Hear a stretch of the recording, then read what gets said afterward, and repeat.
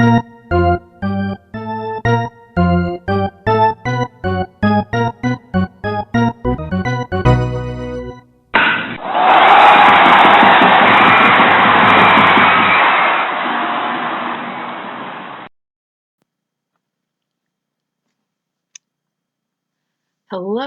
dear classroom. Welcome to my much messier home office rather than my school office. Um, let's do this. Let's have a book discussion online, which is essentially just me at my desk talking to myself about books. So that's really standard. It fits with something that is really usual in many ways. I hope everybody is feeling okay, is washing their hands, that all your families are okay, and hopefully some nonfiction will be a good distraction. Of course, if you are also reading other fiction, please do. The book that we picked for our third book is Michael Lewis's Moneyball. Um, of course, it is another one with a movie attached to it. Um, of course, watch the movie. Of course, watch the movie. And of course, feel free to have the audiobook. Those are great ways to access information. I don't think in this case that as much information can be accessed unless you're looking at a paper copy. So if you could do the audiobook and look at a paper copy when they start talking about numbers and things, I think that for this nonfiction handling, it will actually be helpful to have this paper copy. Obviously, also watch the movie, get the audiobook to go along with it, but if you can't pause at some sections and look at the big pieces of information and data in print, the title Moneyball and all of the numbers that come along with both baseball and talking about economic practices could get a little bit lost. So please have a paperback in addition to absorbing the information through other media. As we head into this nonfiction, there is still going to be plenty of talk of literary theory that matches with all of the other theory that we've already covered. And we've already looked at several of these literary tropes, like what shape something is, what is the theme versus what is the plot. Remember, the plot is the events and the action, and the theme is the message that comes out of that action. And now we're going to start refining that a little bit and narrowing it down. So just like we started to look at the teeny tiny pieces of if an author is accidentally falling into a noble savage stereotype, how did the word home or house or cabin fit differently than hut or shack, right? And so it wasn't that was the entire point. It was that we could narrow in on these little pieces that illustrated those big arcs that were being made. And we're going to continue to do that. And one of the styles that this falls under is called division and analysis. And division and analysis is exactly what it sounds like. It is, you take a whole piece of work, you take the whole book, the whole story, the whole movie, or an image, and you pull apart the pieces and see what it means. It's essentially going into, once you have some idea what the main message or the main messages are, that you can then connect the plot points that head into that theme. You're analyzing the pieces that you can divide out from the theme or the overarching message. There are a bunch of kinds of division and analysis that are really familiar to you. Every time you've worked in compare and contrast, that is a style of division and analysis. Every time you have worked in definition or classification, that is division and analysis at work. And cause and effect. Cause and effect is a super common one, and it's maybe the fanciest one. And we will be leaning into that as we continue with Moneyball, especially. So compare and contrast, define and classify, and cause and effect are all just these styles of division and analysis, which is to look at the whole, which we've already been practicing, and pulling out little pieces that connect to the whole. And we're going to do that with baseball. Even though this is going to be about baseball, and I do love baseball, um, all sports, fantastic. As close as I can get to any religion in life is that everybody should have some fresh air and some fresh produce. And any sport can provide fresh air and moving your body. Thumbs way up. Um, but baseball, I actually know most of the rules for, and it also plays into my current love of statistics, which is an acquired taste that we will have more of perhaps next week.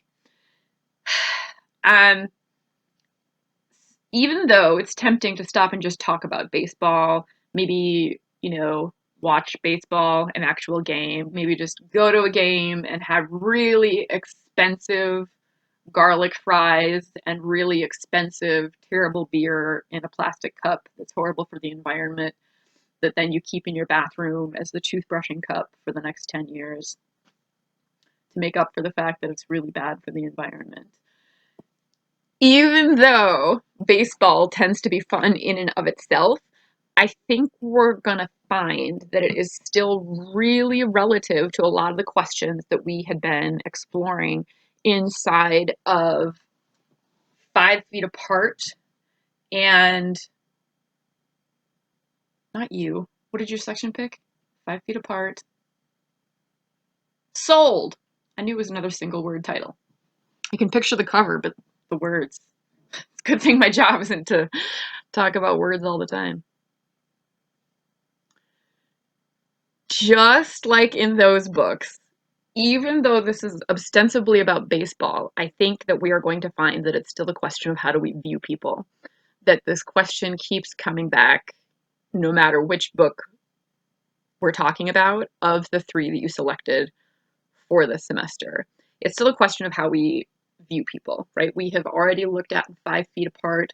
Who do we consider as sick and who do we consider as healthy, right? Remember all of the spoon theory and chronic illness and what is the line between who makes which decisions about health. Because this is Moneyball, and we'll notice as we're reading it that really quickly the words poor and rich come up. We're going to be talking about how do we view who is poor and who is rich, and how do we define that? Because we're going to do it now with division and analysis, right? So we're going to zero in on how do we define who is healthy and who is sick. You could look at this in terms of Will and Stella, right? That, Stella, relative to Will, without his infection yet, might be relatively healthy.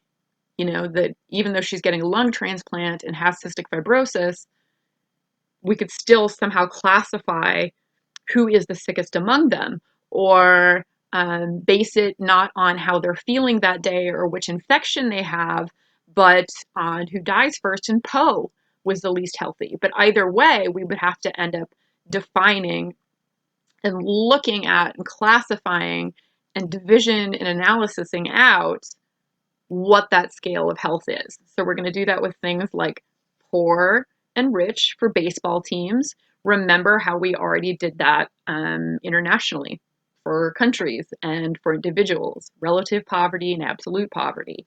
We're going to do it now for baseball teams or baseball players' salaries. We've already looked at who is the same as me and who is really different from me. And I think we're still going to find that in baseball. Who is successful and who is not. And in baseball, sometimes that's going to be really clear in terms of success is winning the game and failure is losing the game. Pretty cut and dry. But there are going to be other times where when an author drops a word like efficiency, we're going to have to divide and analyze and start doing that definition and classification for, are we talking about the success based on salary? Are we talking about the success of runs batted in? Are we talking about the success of games won or of championships won? Are we talking about the success in terms of how many tickets were sold or how much profit each organization made per year? We'll have to define what does success mean. Who is worthy and who is not, right? Who is worthy of love in 5 Feet Apart? Who was worthy of trust in Soul? Who is worthy of rescue? Who is worthy of playing professional baseball? Who is worthy of winning a title? Who is worthy of making the most money in baseball, right? And who is a hero and who isn't? We already explored that in the other 2 books as well. Who is a hero? Is Poe a hero because he made all of the best food and, reunited with his boyfriend before he died? Is Stella the hero because she manages to take care of her health and, find love? Is it Will, who always lives on his own terms, even though it costs him the infection and costs him some of his health? So who is the hero and who is not is going to continue in here, right? So is the hero the team that can afford all of the best players like the Yankees, or is the hero the Oakland A's who can't afford all the best players but still win quite a lot of games, and the relative price in dollars that they pay for each win that they rack up is relatively low? They're paying a lot less per win than places like Boston or New York. So all of these questions of how do we view people and starting to do a little more analytical version of how do we view people? How do we separate out these seeming dichotomies that we set up as a species? We're going to divide and analyze those. And this time we're doing it in something that is nonfiction. And I do have a lot of rants about what is fiction and what is nonfiction and what is the difference. But I think we will save those for when we're talking about sources. We will get into sources and citing sources and references, perhaps next week, perhaps in 2 weeks, sometime in the future when we're a little bit less punchy from the brand new experience of being completely cooped up together. Maybe the worse the topic gets, the nicer I'll make the location. Maybe we can have a nice, warm bonfire out in the hillside when we're going to talk about straight up sources and citing and statistics. I don't know what other great locations I have for you. The last of the snow on a north face. I could sit on a tractor and play you my ukulele. Would that make it better or worse if you have to talk about statistics in order to write your research paper? I think it might be worse. Okie dokie. So, as always, I love a little story time. Moneyball. Okay. I don't want to start with chapter 1. I would like to start with the preface. We'll see how far we can get through this before I am too punchy to continue. Feel free to pause frequently for potty breaks, water breaks, keep hydrating, hand washing breaks, coffee breaks.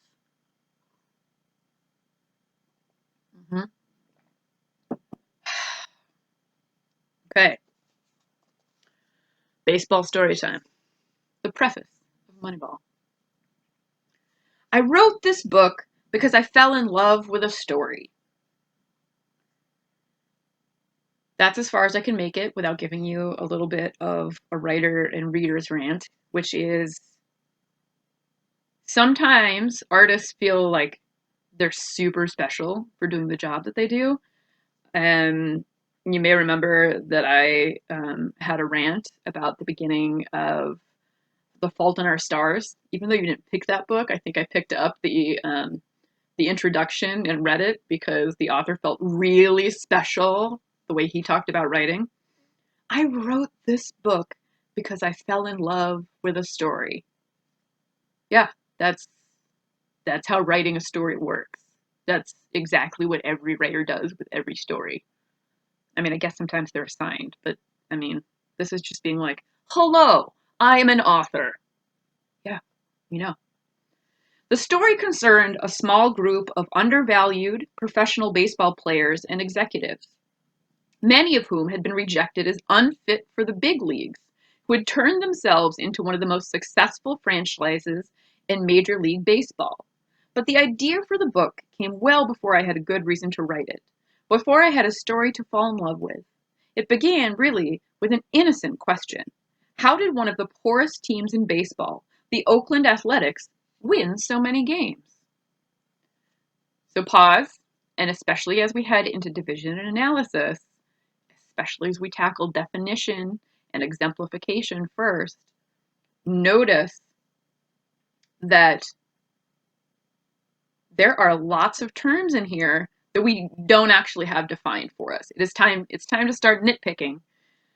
In this episode of Beth Ruins Everything, the story concerned a small group of undervalued professional baseball players and executives. Undervalued relative to what? Undervalued how so? They didn't have their names on a major brand of sneakers. They were getting paid lower salaries. They were playing fewer innings. They were rejected from playing in the majors at all. And what does that rejected word mean in the text? Like they didn't get contracts, or they got contracts and didn't get to play. They were left in the minor leagues. They never played in the minor leagues at all. We don't know the definitions of a whole bunch of these. What does unfit for the big leagues mean? The most successful franchises in Major League Baseball. Notice that it's not defined in the same sentence, but by the end of the paragraph, it only takes him one paragraph to define how he's going to talk about success with, how did one of the poorest teams in baseball, the Oakland Athletics, win so many games? He's talking about game winning. He's not talking just about championships. He's not talking about the number of home runs. He's going to talk about success in terms of the number of games won, right? So if you were hoping for success about, winning the World Series,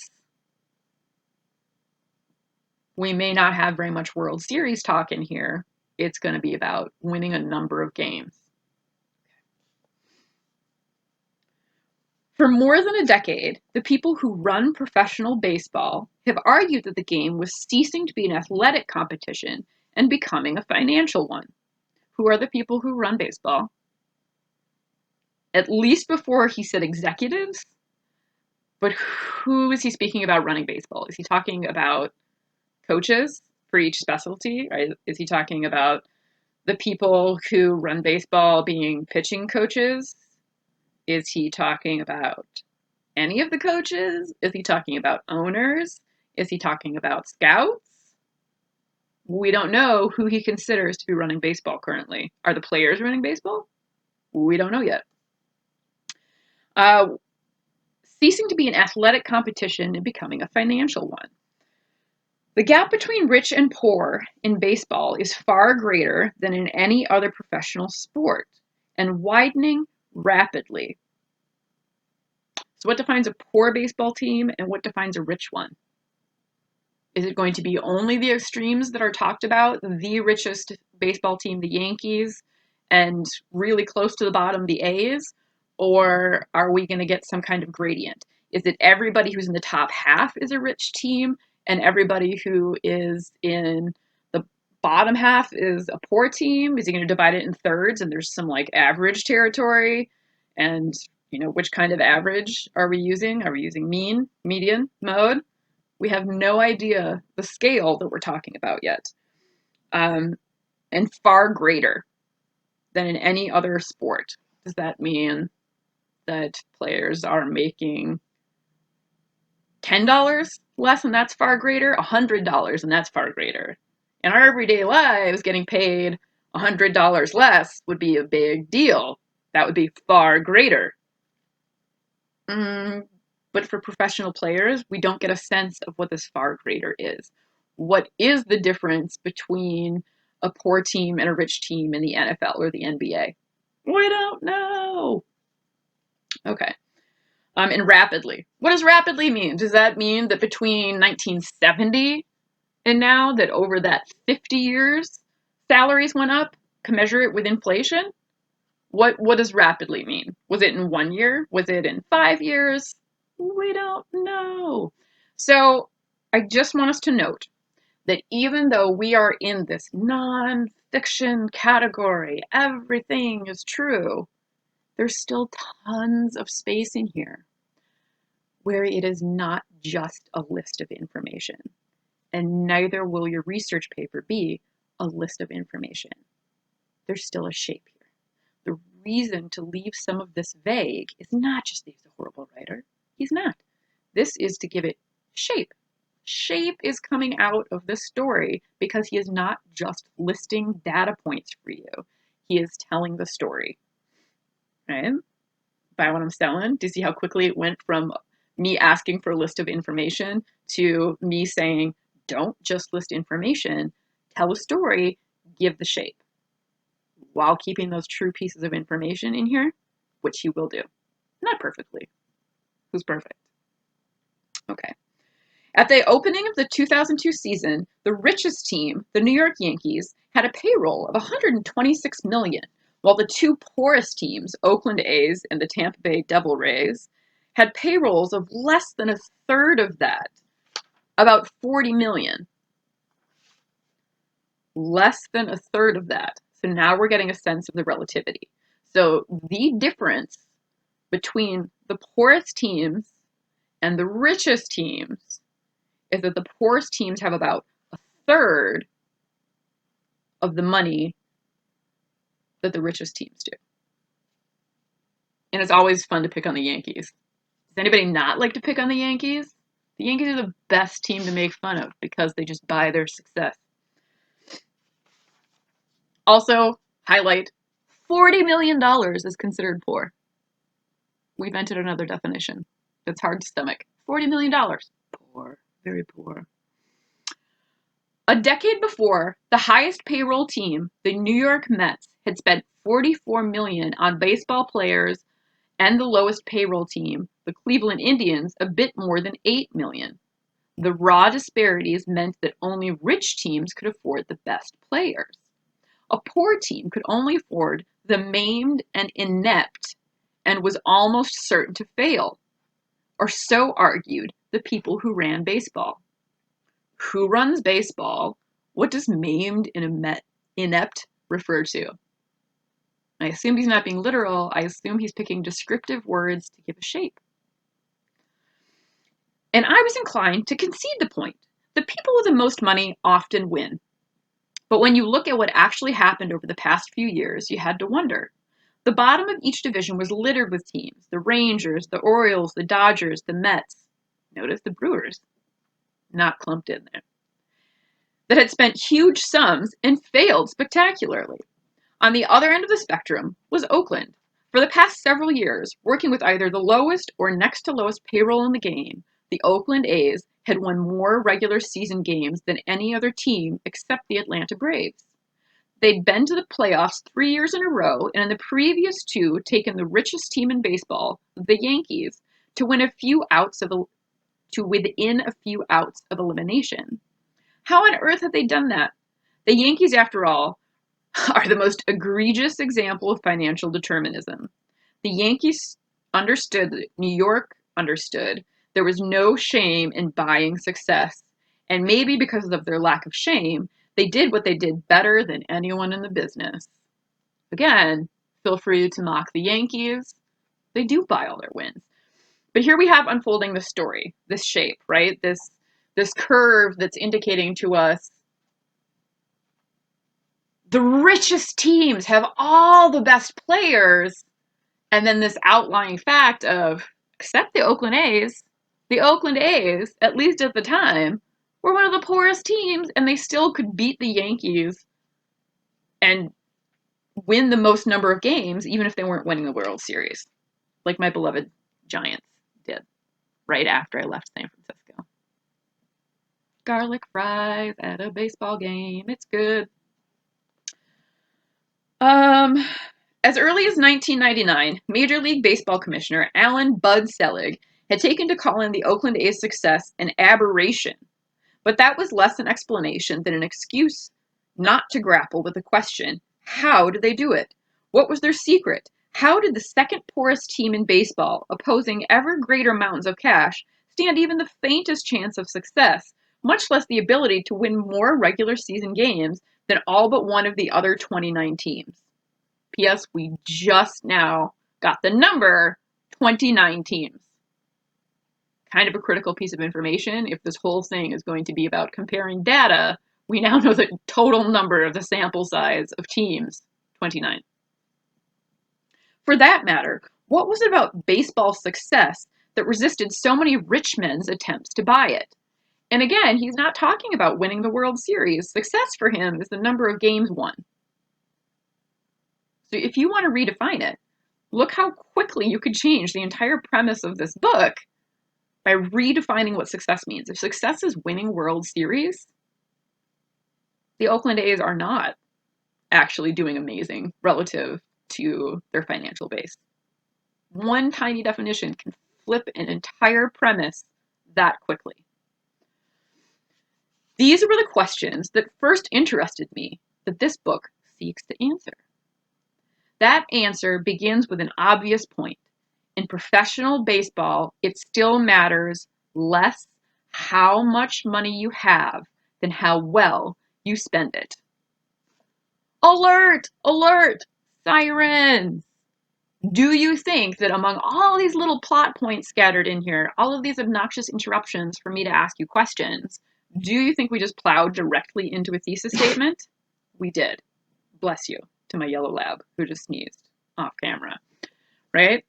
All these little plot points, and here comes the message. Bless you. The yellow lab has been out in pollen. It's fresh. Rolling in it, probably, in other things. Here's a theme. Here's a main message that is coming out of all these little plot points. He's scattering at us years. He's scattering at us millions of dollars. He's talking in very vague terms about what it would mean to spend it well. We do not yet know what spending it well means. Or what less is. How much less does it matter how much money you have? Clearly, we know that that's not working out for winning World Series, but it is working out for games won. So look out for these vague terms, but notice that he's putting a point, a thesis statement, right there for us. That answer begins with an obvious point. In professional baseball, it still matters less how much money you have than how well you spend it. Thesis statement on a golden platter. That's not to say that there's only one. There will be a couple more. I'm not sure that I want to rant at you about the whole thing so much as maybe I will take a picture of what my pages look like with all my underlines in here, looking out for definitions, right? Like, we do not know what financial efficiency means yet. He tosses a key technical phrase at us, but we don't know what financial efficiency is. And of course, if he told us right away, it would become a super boring list of data, which is not what is useful, and it wouldn't be a narrative with a shape. And if he managed to give us all of the definitions and keep a shape, he still needs it to be, book length. He didn't just write us a magazine article about baseball statistics. He wrote us an entire book about baseball statistics. I just realized that I should try to find some way to have peanuts in their shell, and while giving you a different story time in the next couple weeks, I should be cracking peanuts open. We all should be cracking peanuts open, except that they're a common allergen. Maybe the orange circus peanuts that you can get at hardware stores, and pretend if you're allergic. Um,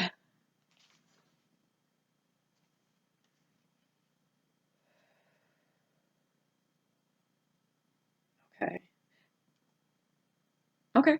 Here's a little snippet before we leave the introduction behind completely. Many of the players drafted or acquired by the Oakland A's had been the victims of unthinking prejudice rooted in baseball's traditions.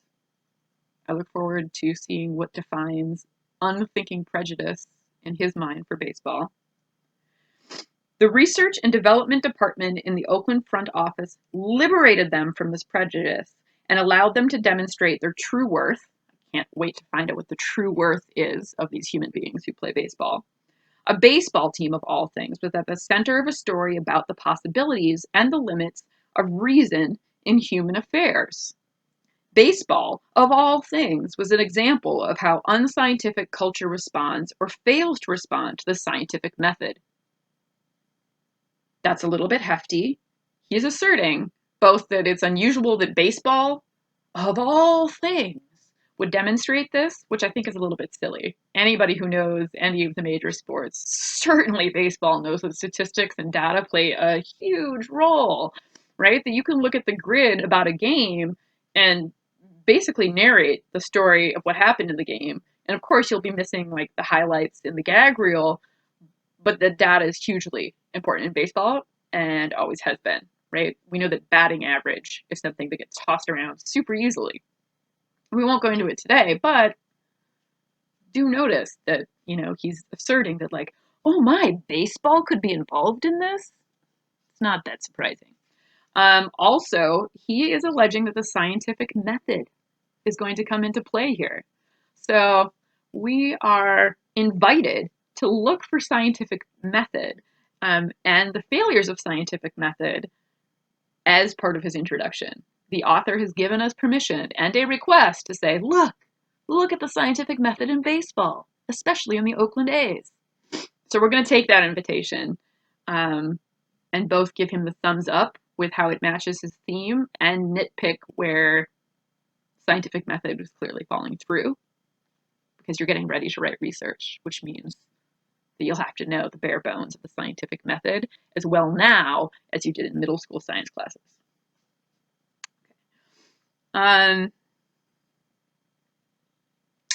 He's talking to a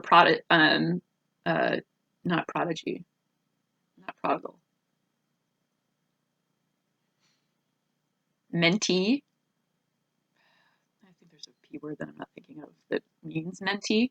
He's speaking to one of the mentees and asks if he thinks he's just as good as his mentor, who is the Oakland A's coach, Billy.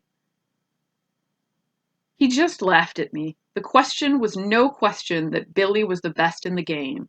The real question is why. He is heading us directly into division and analysis.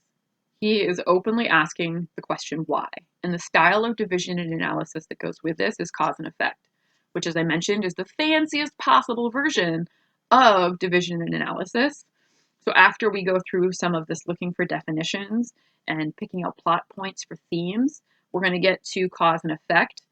And he wisely included it in his introduction to a book about baseball, saying, I'm going to look at why. Why did this effect happen? What is the cause? Cause and effect in baseball.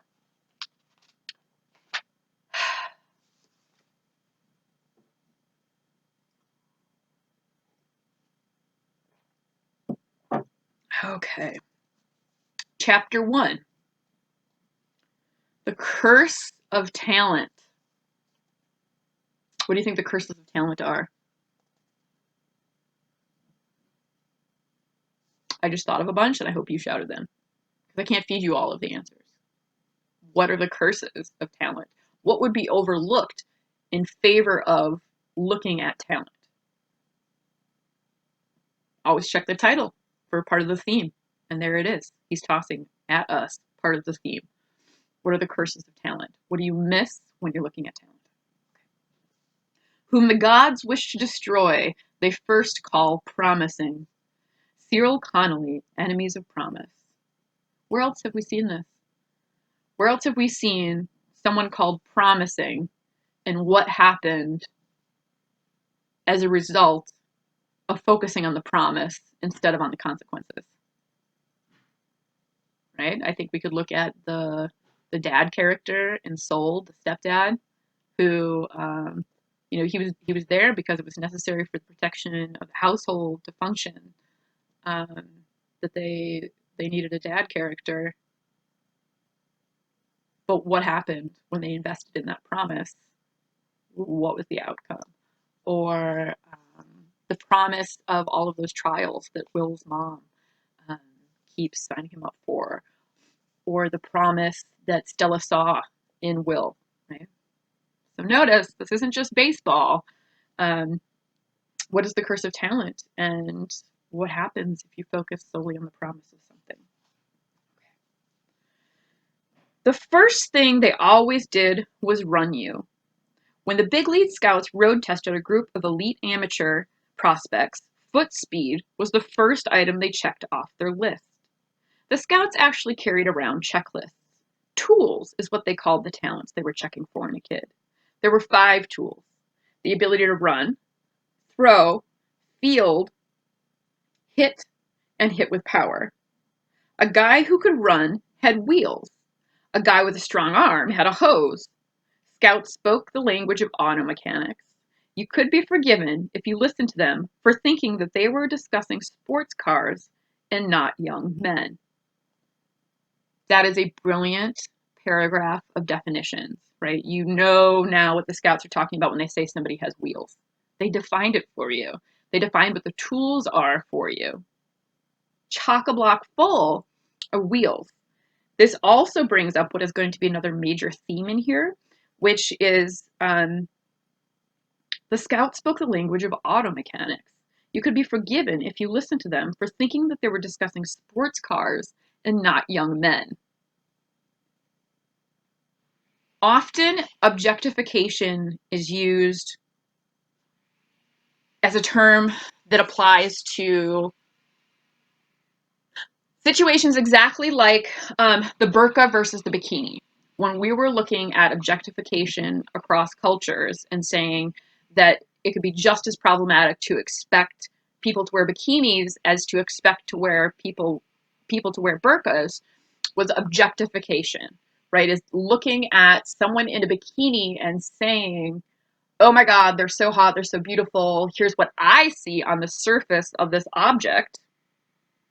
Or, oh my gosh, that woman in a burqa is so objectified by her culture. Look at how hidden she is, without ever stopping to ask any of them about their subjective experience. What do you think about being in a bikini? How do you feel in your bikini? How do you think about being in a burqa? Is it important to your culture? What is your actual experience as a subject?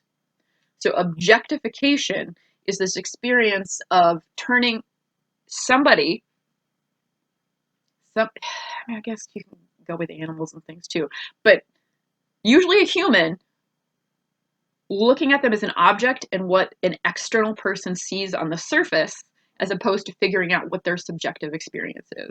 And notice that this is already happening to these baseball players, right? They are talking about language for humans that sounds more like sports cars and not young men. They're being objectified in this first paragraph about beautiful definitions. Definitions nailed it, and the author is already noticing that these young men are being objectified. They're being talked of as though they're sports cars, and they're not being asked their own experience. On this late spring day in San Diego, several big league teams were putting up a group of prospects through their paces. If the feeling in the air was a bit more tense than it used to be, that was because it was 1980. We don't know the meaning of that yet. The risks in drafting baseball players had just risen.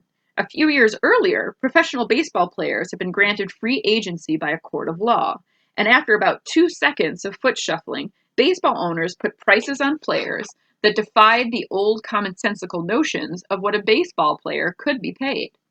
Inside of 4 years, the average big league salary had nearly tripled from about $52,000 to almost $150,000 a year. The new owner of the New York Yankees, George Steinbrenner, had paid $10 million for the entire team in 1973. In 1975, he paid $3.7 million for baseball's first modern free agent, Catfish Hunter. A few years ago, no one thought twice about bad calls on prospects, but what used to be a $1,000 mistake was rapidly becoming $1 million mistake. Right, and this is where those having the paper copy is going to come in handy, so that you can see these figures in a sentence, not just see a semicolon used beautifully, but look at the numbers. It'll be much easier to absorb. Anyway, I'm not just saying that. That's the transition of a professional writer in his book. Anyway, the first thing they always did was run you. 5 young men stretch and canter on the outfield crabgrass. Darnell Coles, Cecil Epsy, Eric Erickson, Gary Harris, Billy Bean. They're still boys, really. All of them have had to produce letters from their mothers saying that it's okay for them to be here. No one outside their hometowns would have ever heard of them. But to the scouts, they already feel like household names. All 5 are legitimate first-round picks, among the 30 or so most promising prospects in the country. No definition of how those were picked. They've been culled from the nation's richest trove of baseball talent, Southern California, and invited to the baseball field at San Diego Herbert Hoover High to answer a question. Who is the best of the best? So they want to know, of these 5 guys, who is the best? We assume maybe those 5 criteria from the first paragraph are going to come into play. And notice again, a lot of the question here is how do we treat people? How do we view people? And who's actually in charge here? They're young enough that he's calling them boys. And they had to have notes from their moms to be here, implying that they're all under 18. So again, notice these issues of consent and control and whose choices matter the most and who is looked at as an object versus a subject are raising their head in baseball, just like they did in chronic illness, just like they did in human trafficking. As the boys get loose, a few scouts chit-chat on the infield grass. In the outfield, Pat Gillick, the general manager of the Toronto Blue Jays, stands with a stopwatch in the palm of his hand. A stopwatch, scientific method. He's going to measure something. Clustered around Gillick are 5 or 6 more scouts, each with his own stopwatch. One of them paces off 60 yards and marks the finish line with his foot. Maybe less scientific. I love winging it, but pacing off 60 yards or 60 meters also seems funny. The boys line up along the left field foul line. To their left is the outfield wall off which Ted Williams is a high school player smacked opposite field doubles. Herbert Hoover High is Ted Williams' alma mater. The fact means nothing to the boys. They are indifferent to their surroundings, numb. During the past few months, they have been so thoroughly examined by so many older men that they don't even think about where they are performing or for whom. Numb, indifferent. So while he gives us no evidence that this is how the boys are actually feeling. Numb and indifferent are kind of intense emotional values placed on those who are also being objectified, right? They've been examined by so many older men that they don't feel anything anymore. That's pretty intense objectification. And while there's no evidence, it's a lot of overlooking their own feelings about what is happening, right? This implies that at some point they had bigger feelings about this, but that they've been objectified so intensely that their own thoughts on the process, their subjective experience is being ignored, and that it's largely due to being examined by older men. They feel more like sports cars being taken out for spin than they do like young men being tested. Paul Weaver, the Padre Scout, is here. He's struck by the kids' cool. Weaver has seen new kids panic when they work out for scouts. Mark McLemore, the same Mark McLemore, who will one day be a 3 million-year outfielder for the Seattle Mariners, will vomit on the field before one of Weaver's workouts. These kids aren't like that. They've been too good for too long. So notice how much othering is happening. If all of the themes of all of these books come down to how do we see other people, they're talking about this other kid who turns out to be pretty good, $3 million outfielder for the Mariners, puking on the field, and that these boys are numb, unlike the boys who were panicked. And they're not like those boys who panicked and puked. So it's implying that it's better to be numb due to the objectification. There's some strange implications happening here. Okay. And they've been too good for too long, implying that the $3 million outfielder wasn't good because he had an emotional reaction on the field. Darnell Coles, Cecil Epsy, Eric Erickson, Gary Harris, Billy Bean. One of the scouts turns to the other and says, "I'll take the 3 black kids, Cole, Harris, and Epsy. They'll dust the white kids, and SB will dust everyone, even Coles." So immediately notice that we're not just objectifying, the bodies of athletes or getting rid of the emotions. Like, immediately race comes into play. And this isn't a surprise anywhere in human life. Humans are notorious for this, but it doesn't take very long for race to come into this. Coles is a sprinter who has already signed a football scholarship to play wide receiver at UCLA. That's how fast Epsy is. The scouts are certain that even Coles can't keep up with him. Gillick drops his hand. 5 born athletes lift up and push off. They're at full tilt after just a few steps. It's all over inside of 7 seconds. Billy Bean has made all of the others look slow. SB finished second, 3 full strides behind him. What happened to the stopwatch? We're going to use the scientific method. I have a stopwatch. I have determined a general ballpark, pun intended, of what 60 yards is like. And then it's counted in strides and how fast an unexpected one is over the others, and fall back on the race implications that the stereotype was that the 3 black young men were going to be the fastest. And now the implication is that Billy Bean made them look slow. So just keep noticing the tangled web we weave. And as straightforward as it seems, what ambiguity could there possibly be in a 60-yard dash? Gillick is troubled. He hollers at one of the students to walk off the track again and makes certain that the distance is exactly 60 yards. Exactly 60 yards by pacing it. Then he tells the 5 boys to return to the starting line. The boys don't understand. They run you first, but they usually only run you once. They think maybe Gillick wants to see their endurance, but that's not what's on Gillick's mind. No evidence. We have no way of knowing that this is true. He isn't giving us any sources. He could have just speculated and made this all up in a nonfiction book. Gillick's job is to believe what he sees and disbelieve what he doesn't, and yet he cannot bring himself to believe what he's just seen. Humanity is apparently written all over baseball, just as many of the cliches hold. It's often used as a metaphor, the comfort of heading home instead of into an end zone, right? Home, we're going home. So much of humanity is in baseball. And here is a human whose job is to believe what he sees and disbelieve what he doesn't.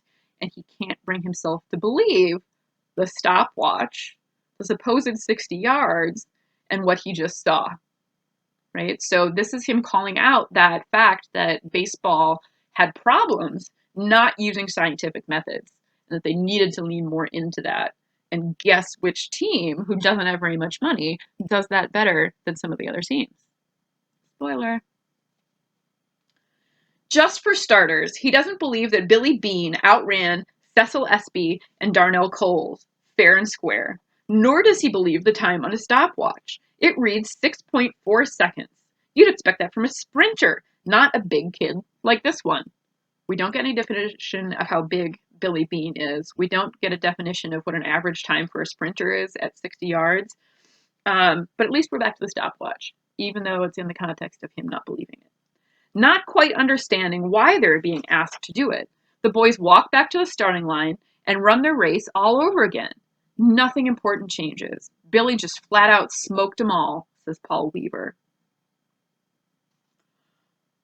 When he was a young man, Billy Beane could beat anyone at anything. He was so naturally superior to whomever he happened to be playing against in whatever sport they happened to be playing, that he appeared in a different, easier game.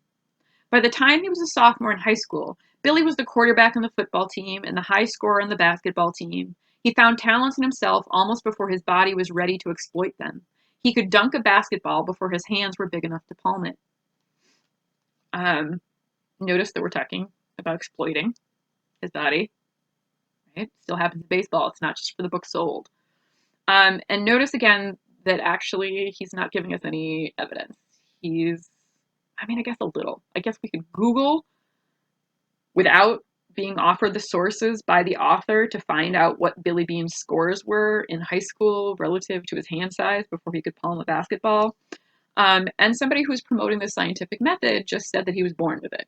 He is absolutely saying this was all nature. There was no nurture here. And then he contradicts himself in the next paragraph.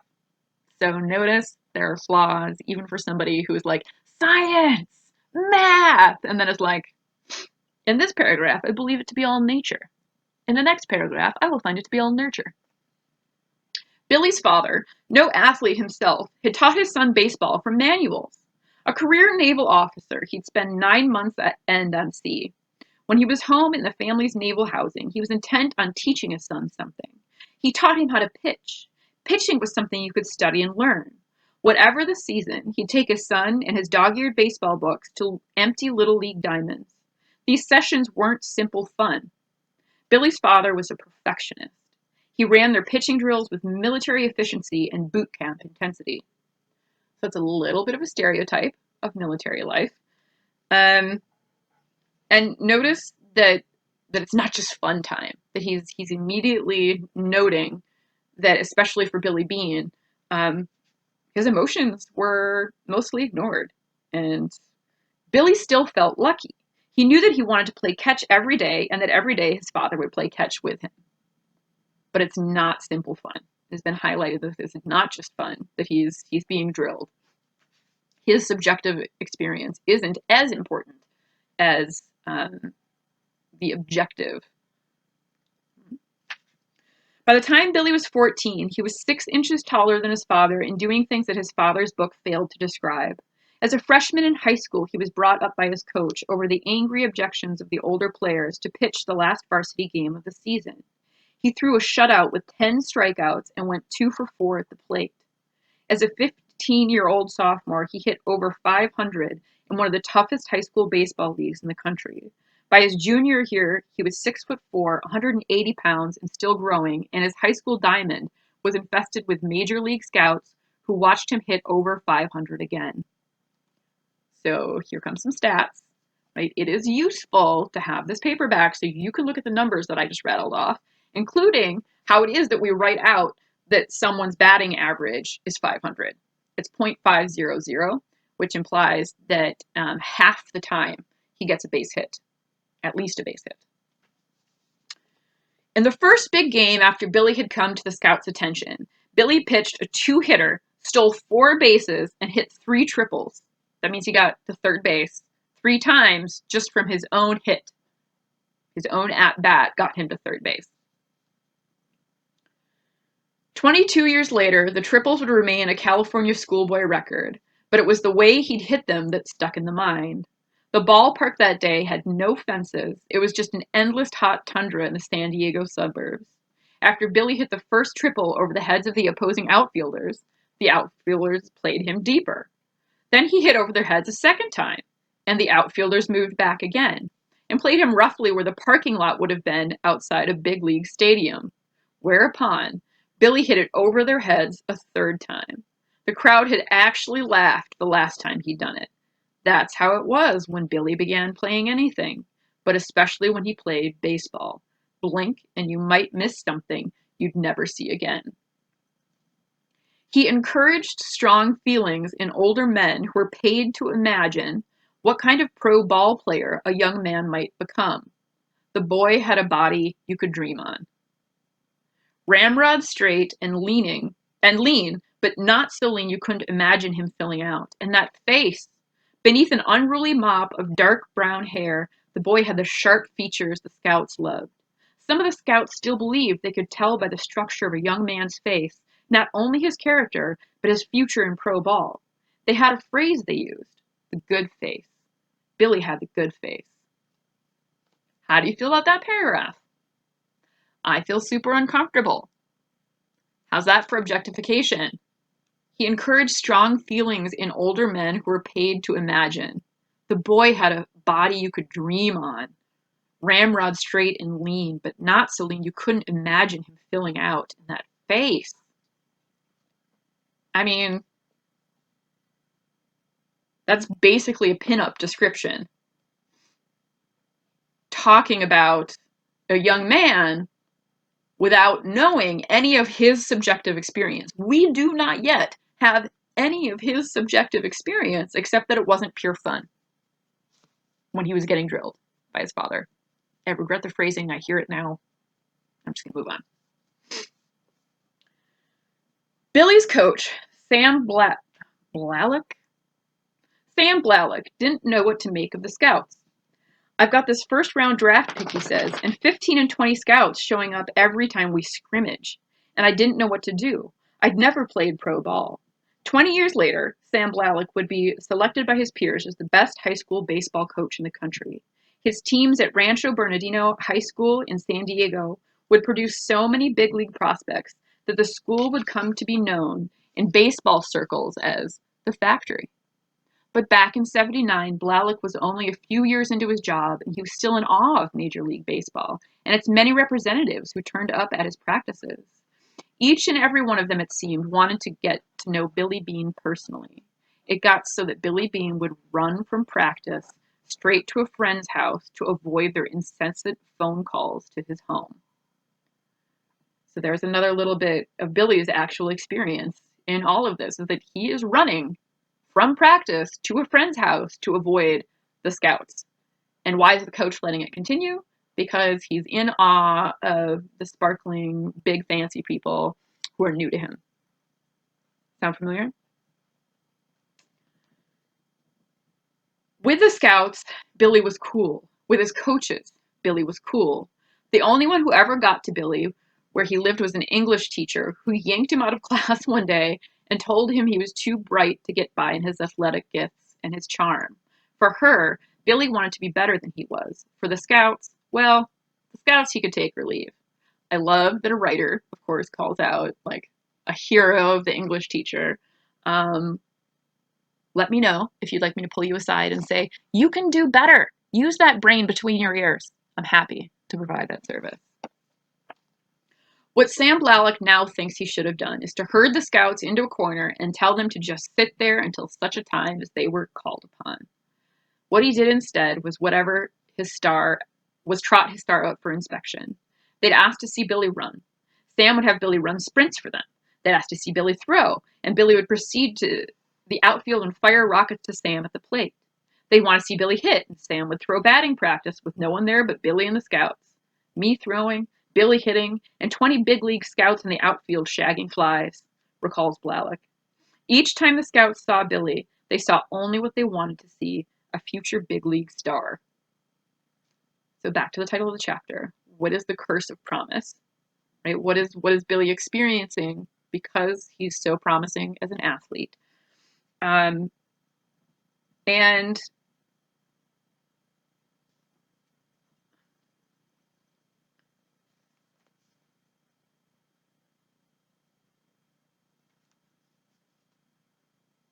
seeing what they want to see. Right? How does it fit with objectification and ignoring the scientific method to see what they want to see? Right? So the very end of this paragraph on page 8 kind of wraps up all 3 points of this chapter, right? That it is not great to look only at somebody's talent and promise, to ignore their subjective experience and objectify them, and to not use a scientific method, to just see whatever you want to see. As for Billy, Sam just let him be. Baseball, to Bialik's way of thinking, at least at the beginning of his career, was more of an individual than a team sport, and more than an instinctive athletic event than a learned skill. Handed an athlete of Billy's gifts, Bialik assumed a coach should just let him loose. I was young and a little bit scared, Bialik says, and I didn't want to screw him up. He'd later change his mind about what baseball was, but he'd never change his mind about Billy's talent. 22 years later, after more than 60 of his players and 2 of his nephews had been drafted to play pro ball, Bialik would still say that he had yet to see another athlete of Billy's caliber. So notice again that this has a shape to it. That a story is being told is not just a list of information. They are not just listing dates and statistics about Billy. He's telling a story, right? And the shape is probably taking us a little bit down here. Look at all this amazing potential and promise, but he's having his own actual experience and thoughts ignored. And what's going to happen? Where do you think the shape is going to end? They all missed the clues. They didn't notice, for instance, that Billy's batting average collapsed from over 500 in his junior year to just over 300 in his senior year. It was hard to say why. Maybe it was the pressure of the scouts. Maybe it was that other teams found different ways to pitch to him, and Billy? My dog's name is Bailey, so that's gonna probably happen some more. Billy failed to adapt. Or maybe it was plain bad luck. The point is, no one even noticed the drop-off. I never looked at a single statistic of Billy's, admitted one of the scouts. It wouldn't have crossed my mind. Billy was a 5-tool guy. He had it all. Roger Joneward, the Mets head scout, says, you have to understand, we don't look at performance, we're looking at talent. So again, what does that do to erase someone's subjective experience, and what does that do to ignore a scientific method at the same time? Things went so well for him that often no one ever needed to worry about how he behaved when it didn't go well. Bialik worried, though. Bialik lived with it. The moment Billy failed, he went looking for something to break. One time after Billy struck out, he whacked his aluminum bat against a wall with such violence that he bent it at a right angle. The next time he came to the plate, he was still so furious with himself that he insisted on hitting with a crooked bat. Another time he threw such a tantrum that Bialik tossed him off the team. You have some guys that when they strike out and come back to the bench, all the other guys move down to the other end of the bench, says Bialik, and that was Billy. So this is an indicator not only of how Billy is feeling, but of what do we miss when we only look at the promise. Only looking at the promise, they're missing violence to the level that the baseball bat is bent and his teammates are afraid of him and he gets kicked off the team. So this objectification, this focusing only on promise, that's turning him into an object, is not only ignoring his experience. Obviously he's miserable, but it's also ignoring this behavior, right? Which I think we all know how well that goes in life. How well does it go when you overlook obvious data points, including his batting average, including, that his teammates are scared of him. He gets thrown off the team for bending the bat, and yet everyone's still only looking at the talent. What does that do to somebody? And what does that do to society? What are the results when we say it doesn't matter how you treat other people, you're so talented. It doesn't matter what your actual batting average is, you're so promising. It doesn't matter how you're feeling, you're really naturally gifted. It doesn't matter that, you felt like these were drilled into you. It doesn't matter that no one's asking you how you're doing. It doesn't matter how you're treating your teammates, right? Not focusing on any of the consequences and looking only at the promise. When things did not go well for Billy in the playing field, a wall came down between him and his talent, and he didn't know any other way to get through the wall than just try to smash a hole in it. It wasn't merely that he didn't like to fail, it was as if he didn't know how to fail. The scouts never considered this. By the end of Billy's senior year, the only question they had about Billy was, can I get him? And as the 1980 Major League Draft approached, they were given reason to think not. The first bad sign was that the head scout from the New York Mets, Roger Jonesword, took more than a usual interest in Billy. The Mets held the overall first pick in the 1980 draft, and so Billy was theirs for the taking. Word was that the Mets had winnowed their shortlist to 2 players, Billy and a Los Angeles high school player named Darryl Strawberry. Word was also that Jonesword preferred Billy to Strawberry. He wasn't alone. There are good guys and there are premium guys, says Jonesword, and Billy was a premium guy. He had the size, the speed, the arm, the whole package. He could play other sports. He was a true athlete. And then, on top of all that, he had good grades in school, and he was going with all the prettiest girls. He had the charm. He could have been anything. Are they right there looking at the whole package, as they state? The other bad sign was that Billy kept saying he didn't want to play pro ball. He wanted to go to college. Specifically, he wanted to attend Stanford University on a joint baseball and football scholarship. He was at least as interested in the school as the sports. The baseball recruiter from the University of Southern California had tried to talk Billy out of Stanford. They'll make you take a whole week off for exams, he said, to which Billy had replied, that's the idea, isn't it? A few of the scouts had tried to point out to Billy that he didn't actually play football. He quit after his sophomore year in high school to avoid an injury that might have ended his baseball career. Stanford didn't care. The university was in the market for a quarterback to succeed its current star, a sophomore named John Elway. The baseball team didn't have the pull that the football team had with admissions office, and so the baseball coach asked the football coach to have a look at Billy. A few hours on the practice field, and the football coach endorsed Billy Beane as the man to take over after Elway left. All Billy had to do was get a B in math. The Stanford athletic department would take care of the rest. And it had. So here is the actual data, his actual subjective experience. I would like to go to college. I am interested in the school just as much as I am in the athletics. I will play the athletics just so I can go to school. Right? Like, here it is in the platter, but this one dude isn't going to back off. Right? He's still going to come at Billy Beane. The only one who refused to be scare-offed was Roger Jonesword. The Mets had 3 first-round picks in the 1980 draft, and so Jonesword figured the front office might be willing to risk one of them on a player who might not sign. Plus, there was this other thing. In the months leading up to the draft, the Mets front office had allowed themselves to become part of a strange experiment. Sports Illustrated has asked the Mets general manager, Frank Cashin, I think it's hilarious that his name is Cashin. His name is Cashin in a book called Moneyball. If one of the magazine's reporters could follow the team as it decided who would become the first overall draft pick in the country, the Mets had shown the magazine their short list of prospects, and the magazine had said it would be convenient, journalistically, if the team selected Darryl Strawberry. Strawberry was a great story, a poor kid from the inner city of Los Angeles who didn't know he was about to become rich and famous.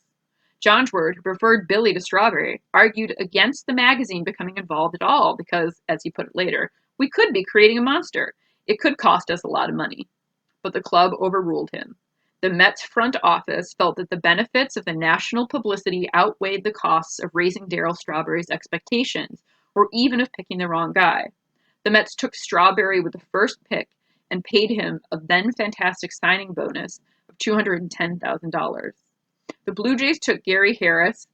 Darnell Coles went to the Mariners with the 6th pick, and Cecil Espy to the White Sox with the 8th pick. Notice those names from when they were running all together for the Scouts. With their second first-round draft pick, the 23rd overall, the Mets let Roger Jonesward do what he wanted, and Jonesward selected Billy Bean. Why? Why? He openly has said, I would like to go to college. I am interested in school, not just the sports. Not even the sports more than the school.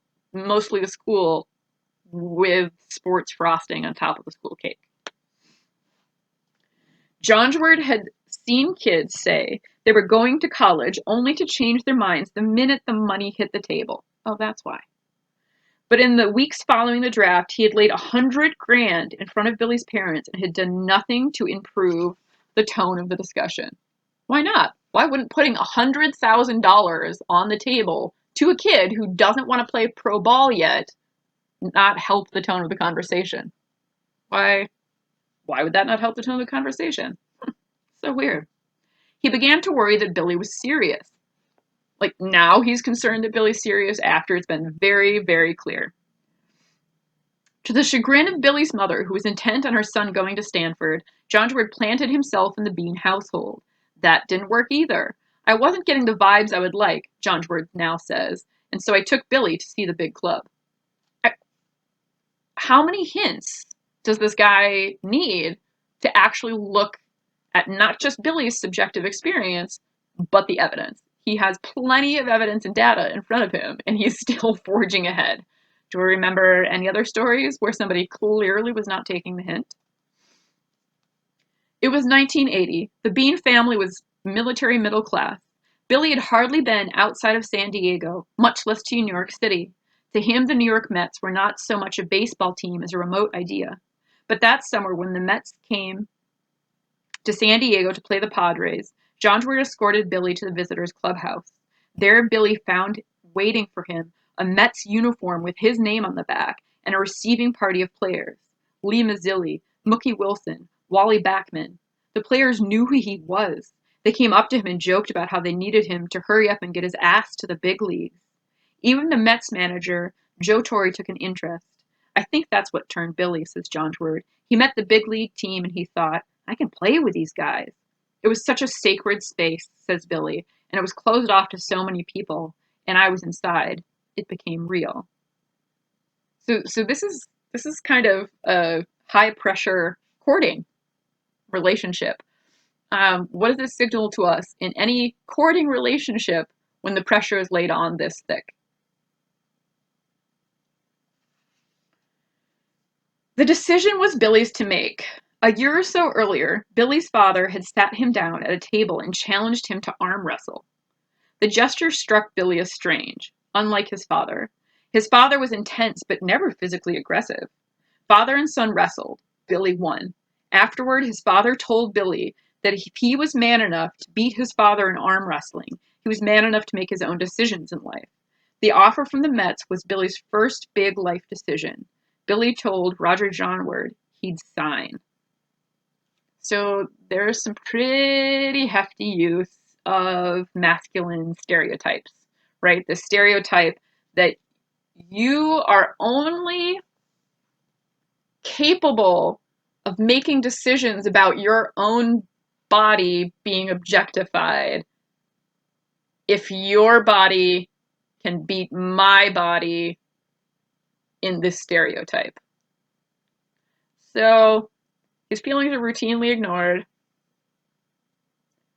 His body is routinely scrutinized for promise, including that he only is told by his father that he can be in charge of his own life, based on one body versus the other. So notice how many tangled threads there are in this woven web. What happened next was odd. Years later, Billy couldn't be sure if he dreamed it or if it actually happened. After he told the Mets he planned to sign their contract, but before he'd actually done it, he changed his mind. When he told his father he was having second thoughts, that he wasn't sure he wanted to play professional ball, his father said, "You made your decision. You're signing."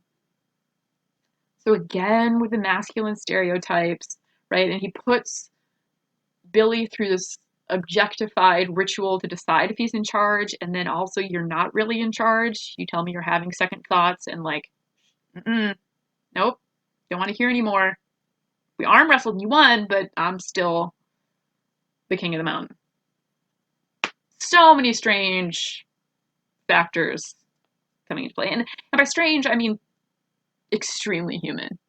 This is exactly what humans do, right? We don't actually act very rationally, which is part of what Moneyball is aiming at. We are supposed to go through these plot points and be able to connect them to the message that the author is wanting us to look at, which is, you know what? I think we can be a little more rational than that. Let's actually look at the data. Let's look at the patterns. And I think there also becomes an element of let's ask people how they're doing. What do you think? What are you good at? How are you feeling about this? Are you, who are in charge of yourself as an actual subject, interested in what is being offered? In any case, Billy took the $125,000 offered by the Mets. He appeased his mother and his conscience by telling her and himself he would attend classes at Stanford during the off season. But Stanford disagreed. When the admissions office learned that Billy wouldn't be playing sports for Stanford, they told him he was no longer welcome in the classrooms. Dear Mr. Bean, read the letter from Stanford Dean of Admissions. We are withdrawing Billy's admission. I do wish him every success both with his professional career in baseball and with his alternate plans for continuing his education. Now his education is gone. Something he was very clear about wanting. More than sports. Just like that, a life changed. One day Billy Bean could have been anything. The next he was just another minor league baseball player and not even a rich one. On the advice of a family friend, Billy's parents invested on their son's behalf his entire $125,000 bonus in a real estate partnership that promptly went bust. It was many years before Billy's mother would speak to Roger Johnsworth. So he turned out not to be really in charge of anything. Nobody listened to how he was feeling. Nobody looked at the data. And he ends up missing out on his education that was more important to him. And that's, part of what this author is going to argue motivates him to become the coach of the manager.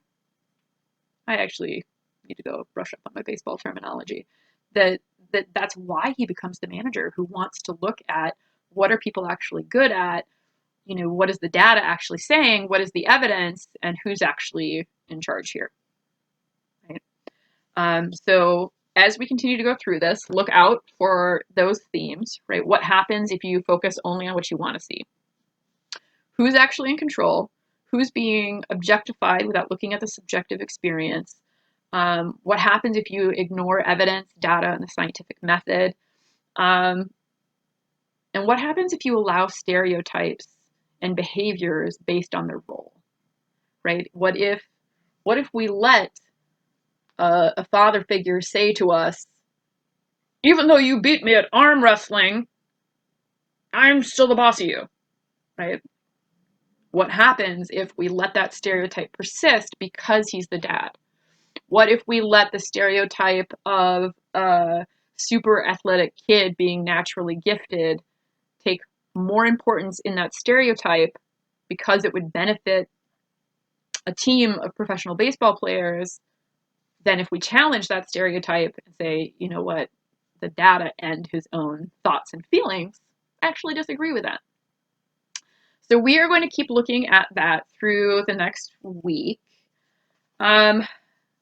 Please finish through the end of chapter 5 and maybe start chapter 6. Chapter 6 starts on page 119. So if you could read through 118 this week, that would be fantastic, and it would set us up to be ready to talk about data handling and statistics a little bit more. I obviously can't read you the whole thing. I already regret how long this is, except that if I can't see you in class for all this time, I want you to have all of this information to sit with, all of these questions and ideas as you process and read on your own. I do want to give you one more excerpt, and it is on page 64, which is chapter 4, which is called Field of Ignorance. And the quote at the beginning from Bill James says, I didn't care about the statistics and anything else. I didn't, and I don't pay attention to statistics on the stock market, the weather, the crime rate, the gross national product, the circulation of magazines, the ebb and flow of literacy among football fans, and how many people are going to starve to death before the year 2050 if I don't start adopting them for $3.69 a month. Just baseball. Now, why is that? Is it because baseball statistics, unlike the statistics in any other area, have acquired the powers of language? So, statistics going along with language is really, really standard. And I know that nobody heads into an English class thinking, boy, I'm going to get to talk about math a lot. The good news for those of you who are the math people is that, yes, in order to write a good research paper that is looking at scientific method, that is looking at the data, that is using the evidence, we do actually have to put language together with stats. You don't have to do a lot of the math, but you have to be able to talk and read and write about the math. So that chapter quote is particularly useful, that statistics with language actually turns out to be really important. And baseball is a great illustration of that. So again, please read through at least page 118 this week so that next week we can talk more about data. And this week, as a brief recap, we looked at the themes of who is actually in charge of themselves, right? Just like in 5 Feet Apart, just like in You, who is actually in control? Who is taking power from someone else? Who is taking power for themselves? Who is in charge? We're still looking at objectification. What happens to a species or individuals when their subjective thoughts and feelings are ignored? How does that go for anybody, ever? What happens if we ignore evidence, which tends to be data in baseball and in research papers? What happens if we ignore the scientific method? What happens if we don't look at the evidence? And then also, what happens if we allow stereotypes to take over because they're useful, right? What happens if we allow a super strict, uptight, I'm in charge stereotype to linger because it's the dad character? What happens if we let Billy Bean's stereotype of being a naturally gifted athlete with no problems whatsoever continue despite how he's actually thinking and feeling and what his data is showing, because it's useful to somebody in professional baseball, right? So that was a long-winded welcome to baseball in literature, but I think they're going to go really well together. And I hope that some of this questioning and posing ideas will help you access the 118 pages that you should read this week. At least baseball season is coming up.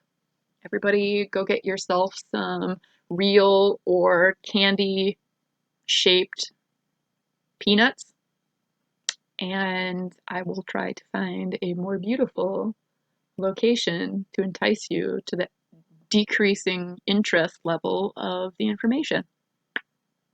But good book pick. I hope you're staying healthy. Go hydrate. I'm going to go talk to myself about books without the camera on. Bye. The one constant through all the years, Ray, has been baseball. America has rolled by like an army of steamrollers. It's been erased like a blackboard, rebuilt and erased again. But baseball has marked the time. This field, this game, is a part of our past, Ray. It reminds us of all that once was good, and it could be again. Oh, people will come, Ray. People will most definitely come.